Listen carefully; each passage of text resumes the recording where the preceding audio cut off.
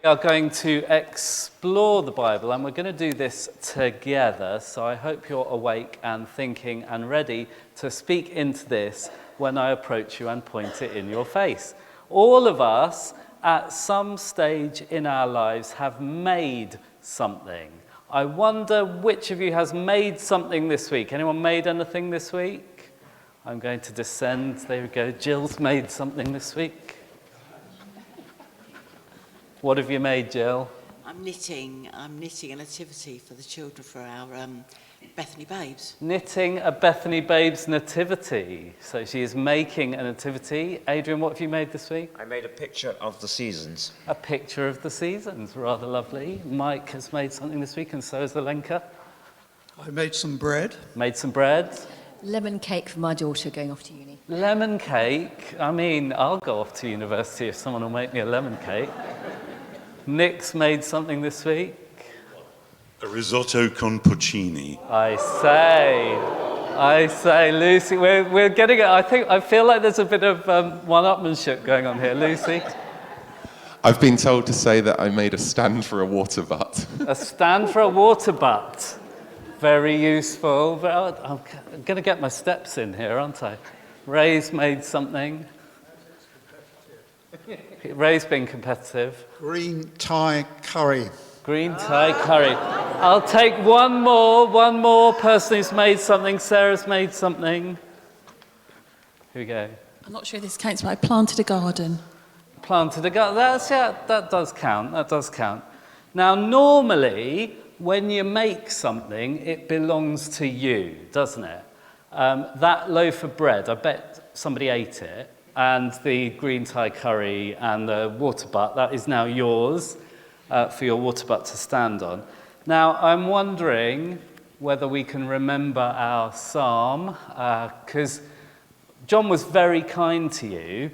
He did not take it off the screen and force you to remember it. So can we remember? If I don't have my words in front of me, anything could happen. The earth is the Lord's, and everything in it, the world, and all that we live in it. I'm good, aren't I?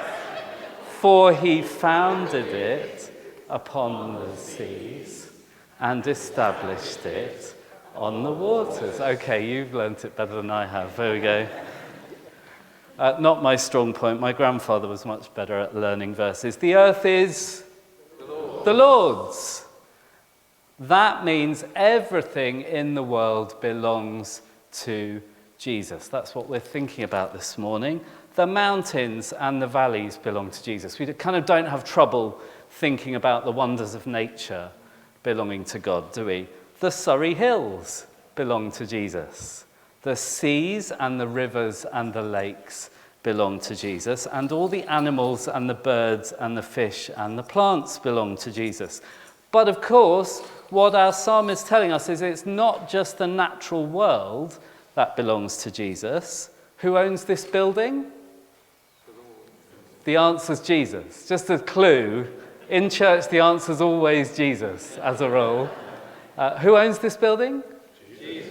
Not the church commissioners at all, you see. They might think they do. Who owns the table you're sitting at? And it's Jesus' responsibility if it falls apart halfway through the service. It's not going to. We've got very good tables here. I'm the one who gets to wreck the tables in this place. Who owns your home? Oh, you sound reluctant about that one. You sound, and isn't that telling? Who owns your home? Jesus. Who owns the clothes you're wearing? Jesus. All your stuff is owned by Jesus. You are looking after it for him. Somebody told me a few years ago, the average person in this country owns 2,000 different things. Just let's absorb that for a moment as you think, because my immediate reaction was no. 2,000, and then I thought, yeah, no, I think I probably do. At least 2,000. So then, what's our verse say? The earth is the Lord's, and everything in it, the world and all who live in it.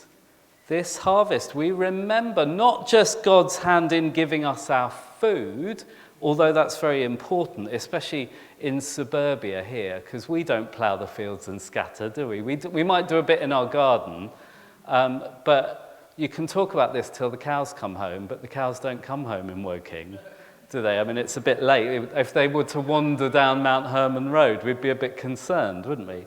We are thankful for the people who grow our food.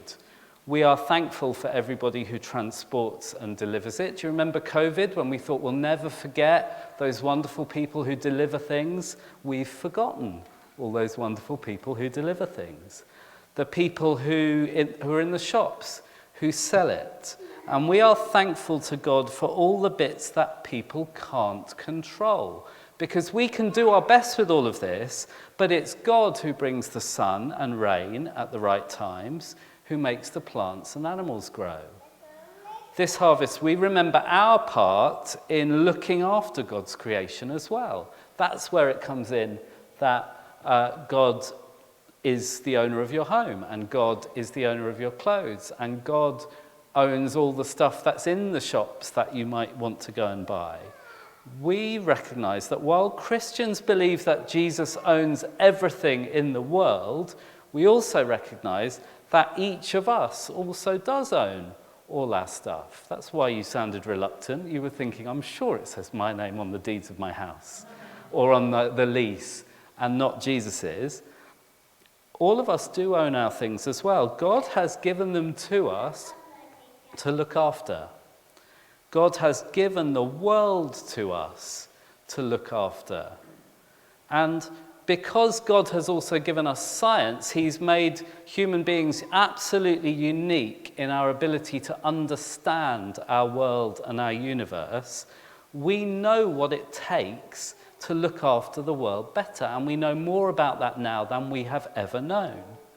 We know that in the West we're using more than our fair share of the world's natural resources.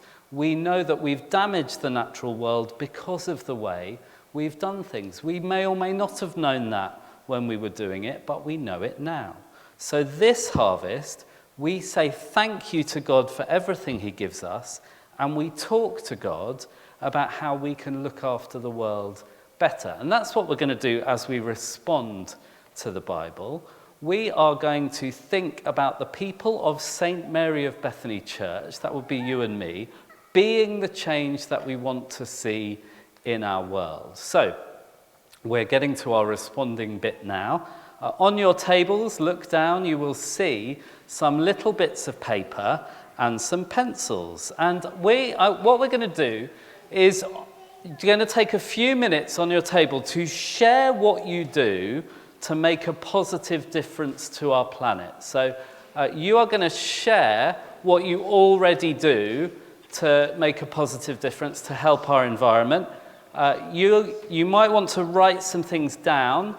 I'm going to get you to share, and then I'm going to come around and see what everyone does, just like I saw what you were all making.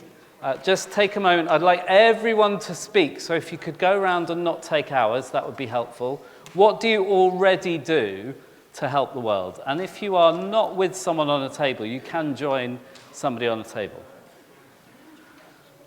Don't write it all down, because you're going to be writing down what you could do that you haven't thought to do, and this is your bit to help you think of something to do.